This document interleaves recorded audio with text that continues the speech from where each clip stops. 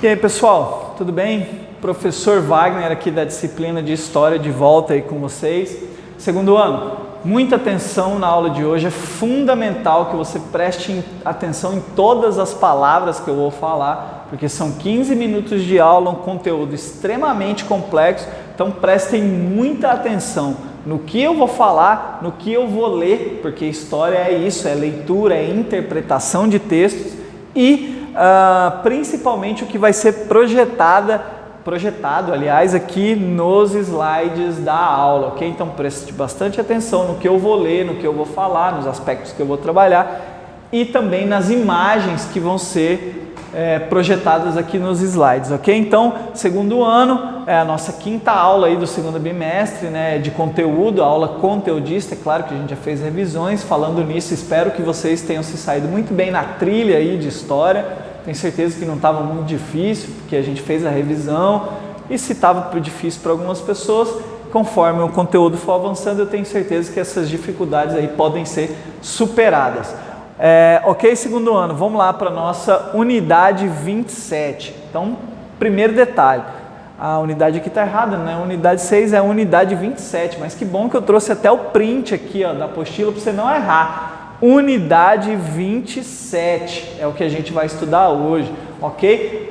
Vimos aí nas últimas aulas a unidade 26 por completo, Revolução Industrial, a primeira fase, a segunda fase, fizemos a nossa trilha. Agora sim vamos para uma unidade nova, a unidade 27. Então já pega aí sua apostila, é fundamental você que está aí, ó, se preparando para os novos desafios e que vai se preparar para o Enem, para a revisão de tudo isso lá no terceiro ano. É fundamental que você tenha metodologia durante o momento que você está estudando. Então é muita atenção, tem gente que gosta de se estudar isolado, assim, num quarto. Então já pega a apostila, coloca aí do seu lado e vamos junto aqui, ó, que eu tenho certeza que com a apostila e prestando atenção na videoaula, não vai ter problema nenhum, ok?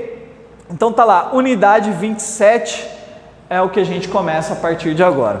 Bom, a gente viu na unidade 26 a tal da Revolução Industrial. Lembrando, e eu vou sempre lembrar isso, gente, para você entender de vez o conceito revolução. O que é uma revolução? É uma mudança radical na vida das pessoas. A gente viu lá na Revolução Industrial. Por que tem esse nome, Revolução Industrial? Porque mudou radicalmente a vida das pessoas. As pessoas deixaram de produzir as coisas com as mãos e agora tem as máquinas ali, as indústrias produzindo para elas. Isso sim é uma mudança radical. E dentro dessa ideia a gente vai ver várias revoluções, como eu falei nas aulas anteriores. Revolução Industrial, Revolução Chinesa, Revolução Francesa e também as revoluções burguesas. Então, praticamente aí nesse volume todo, nesse segundo bimestre, a gente vai ver as questões de revoluções que mudaram o mundo e transformaram o mundo mais ou menos como ele é hoje. Então já vimos a Revolução Industrial, agora vamos ver o que foram as revoluções burguesas, tá? Então eu trouxe aqui o slide com os objetivos dessa unidade. Quais são os objetivos que a gente vai trabalhar na unidade 27? Está aqui, ó, compreender as principais características da sociedade inglesa, analisar governos, identificar fatores que restauraram a monarquia, compreender as principais características de sociedades que estavam ali no século 17, 18, compreender as circunstâncias que levaram Napoleão Bonaparte ao poder, analisar papel de grupos integrantes do terceiro estado. Então são objetivos que a gente vai trabalhar aí durante toda a unidade 27. E para começar, a gente tem que entender que todas essas revoluções que vieram a acontecer, a gente pode categorizar como revoluções burguesas. E também a gente vai ter que ver, né, o que é burguesia. Muito é falado hoje em dia sobre essa questão da burguesia, do burguês, mas a gente não tem essa concepção histórica de como surgiu esse conceito burguesia, ok? Então a gente vai ver as revoluções dessa burguesia nos séculos 17 e 18, que é onde surge essa classe social chamada burguesia, a ascensão dessa burguesia, como eles ascenderam ao poder E essa ascensão da burguesia levou a várias revoluções ali na Europa nos séculos 17 e 18, dentre elas as revoluções inglesas e puritanas, que é o que a gente vai ver na aula de hoje. Então, 4 pontos: entender o que são revoluções burguesas, como essa classe social chamada burguesia se ascendeu ao poder e, junto com essa ascensão, vieram várias revoluções. E a gente vai ver 2 na aula de hoje: a Revolução Inglesa e a Revolução Puritana, que por sinal também é na Inglaterra. Ok? Segundo ano, muita atenção no que vai ser projetado, muita atenção no que vai ser falado, e vamos embora para a nossa aula. Tá aqui, ó, vamos entender o que é esse conceito de revoluções burguesas. Lembrando, revoluções burguesas em que contexto histórico? Séculos 17 e 18. Entre 1600 e 1800, ok? Burguesia, o que é? Todo mundo fala, todo mundo tem alguma ideia do que é burguesia, inclusive virou até pejorativo, né? Você às vezes chamar uma outra pessoa de burguês e tal, mas pouca gente sabe qual é o real sentido da palavra, que é o que a gente vai ver aqui agora. Então, a primeira imagem aqui, ó, é um livro bastante interessante para quem gosta de ler aí. Eu tenho certeza que vários alunos do segundo ano são adeptos da leitura. Tem um livro aí que tem PDF, e-book, no Google é facinho você achar, e que conta um pouco do que foi as revoluções burguesas do século 17 e 18, que é do Paulo Micelli, um livro muito bom que eu estou indicando aí para vocês. Então, segundo ano, o que é burguesia? Por que você não pode simplesmente chamar uma outra pessoa de burguês ou de forma pejorativa? A gente tem que entender o valor histórico que esse nome tem. A palavra burguesia deriva de burgo. Mas, professor, o que é burgo? O burgo era um modelo de pequena cidade que começou a aparecer na Europa na transição da Idade Média para a Idade Moderna. Então, burgo eram as pessoas... a palavra burguesia deriva do burgo. Burgo é uma cidade de menor expressão na época da Europa, ali na transição da Idade Média para a Idade Moderna. Então, burgo eram esses lugares onde essas pessoas moravam, pequenas cidades.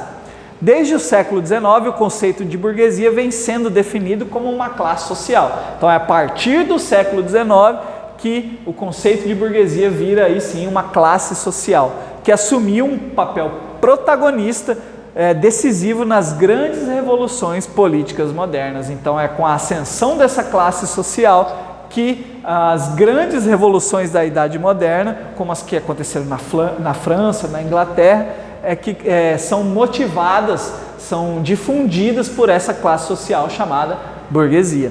A burguesia conseguiu subverter o modelo político-econômico adotado pelo Estado absolutista.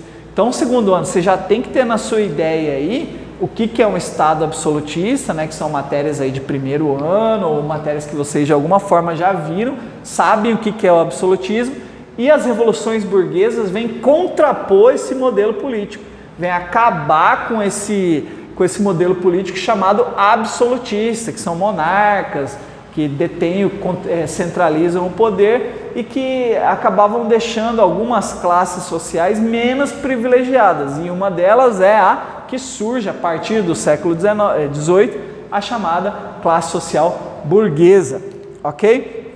E como que ela ascende ao poder? A ascensão da burguesia. Então trouxe aqui, ó, trajes típicos da burguesia medieval francesa, era assim que eles se vestiam, e é a partir da ascensão dessa classe social que surge um fator que influencia até os dias de hoje, que é o surgimento da moeda, ok? Segundo ano, vamos lá. A burguesia é responsável pelo surgimento do capitalismo e por importantes marcos históricos, como as revoluções francesa e inglesa. Além disso, esse termo também é essencial para a ideia de luta de classes, central no debate político desde o século XIX. Ok? Então, algumas características aí da burguesia. A mobilidade social, até então inexistente, ou seja, não existia no sistema feudal, no sistema medieval, não existia ascensão social. Nascia pobre, morria pobre. Nascia rico, morria rico. A burguesia, ela inaugura uma nova fase da história, ou seja, agora você pode ascender socialmente. Nascer pobre e ao longo da vida ir acumulando riquezas, que é uma das principais características aí dos valores burgueses, é acumular riqueza, e aí você poderia ascender socialmente, melhorar a sua vida social. Com o comércio de produtos passaram a ser trocados por moeda, então surge a moeda. Então agora o comércio não é feito à base de troca, e sim você troca mercadoria por moedas, inaugurada aí com a ascensão da burguesia.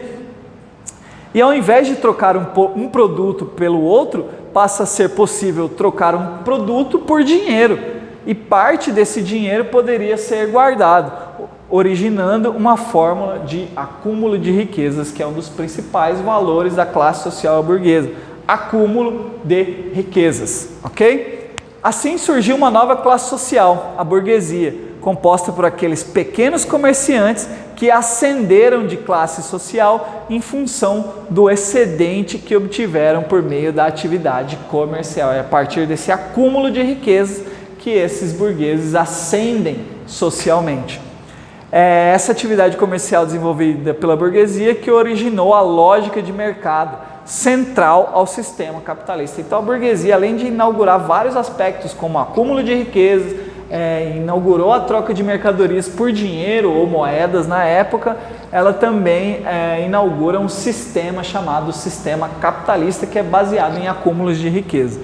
Embora fosse a classe social economicamente dominante e responsável pelo sustento do Estado, a burguesia ainda não era classe social privilegiada. Então detinha o poder econômico, mas não detinha o poder político. E isso incomodava a classe social burguesa por demais, ao ponto de subverter a ordem política.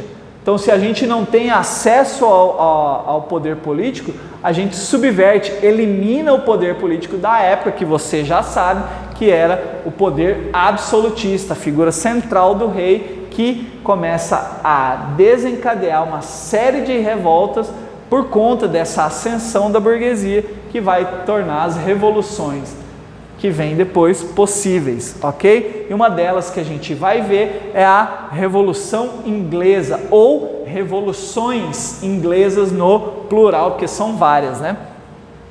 A Revolução Inglesa acontece no século XVII, tá, gente? Entre 1601 e 1699, século XVII. E representou a primeira manifestação de crise do sistema da época moderna, identificada como o absolutismo. Então é na Inglaterra que surgem as primeiras revoltas ou revoluções, por conta da burguesia já ter ascendido economicamente, mudado de estrutura econômica, ficado ricos e não tinham acesso ao poder político. Então, já que a gente não tem acesso ao poder político, mas já temos acesso econômico, vamos lá e vamos destituir esse poder, ou destituir o absolutismo. O processo começou com a Revolução Puritana, que a gente vai ver, e terminou com a Revolução Gloriosa, que a gente também vai ver. As duas fazem parte de um mesmo processo revolucionário, daí o nome de Revolução Inglesa do século XVII. Esse movimento revolucionário criou as condições indispensáveis para a Revolução Industrial. Opa, então um assunto ligado à unidade que a gente acabou de ver, abrindo espaço para o avanço do capitalismo. Deve ser considerada a primeira revolução burguesa da história, então a Revolução Inglesa é considerada a primeira revolução burguesa, a qual antecipou a própria Revolução Francesa, que por sinal é um pouco mais famosa, né?